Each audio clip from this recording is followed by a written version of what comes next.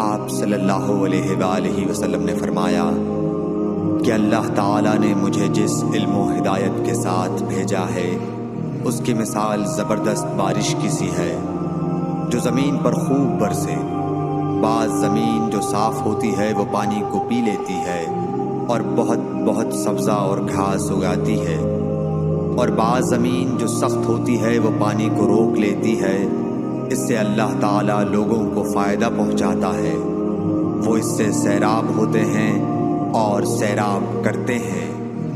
اور کچھ اور زمین کے بعض خطوں پر پانی پڑتا ہے جو بالکل چٹیل میدان ہوتے ہیں، نہ پانی روکتے ہیں اور نہ ہی سبزہ اگاتے ہیں۔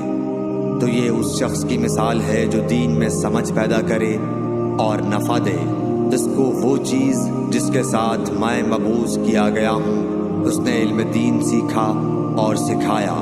اور اس شخص کی مثال جس نے سر نہیں اٹھایا یعنی توجہ نہیں کی، اور جو ہدایت دے کر میں بھیجا گیا ہوں اسے قبول نہیں کیا۔ صحیح بخاری حدیث نمبر 79۔